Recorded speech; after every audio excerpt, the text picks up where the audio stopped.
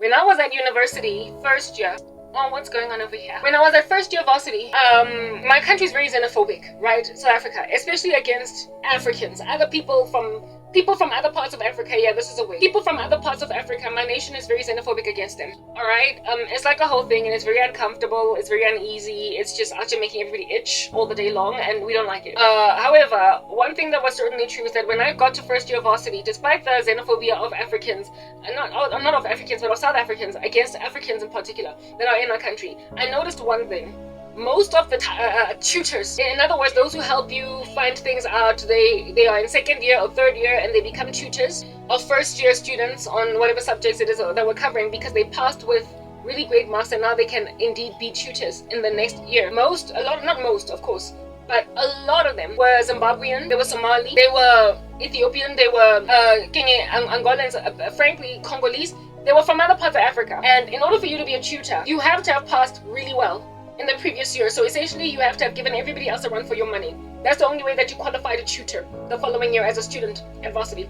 So seeing as so many of our tutors were from other African countries, while South African kids were out just struggling to tutor, I realized that we underestimate Zimbabweans, and we underestimate the Congolese and the whatever, right?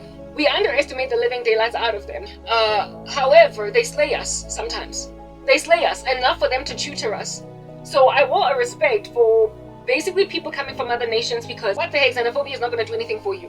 You being so classist. However, these Zimbabweans were where? In our universities, therefore contributing to the statistics of our higher learning institutions, right?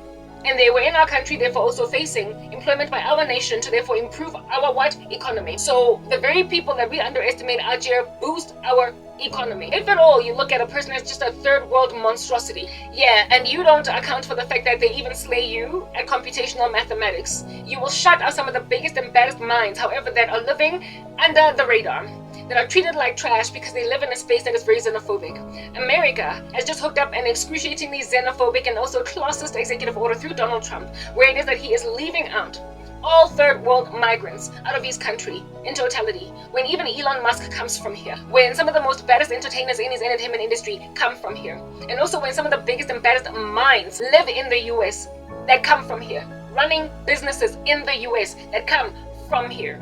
He's not gonna do well in the sight of God unless he recants this thing.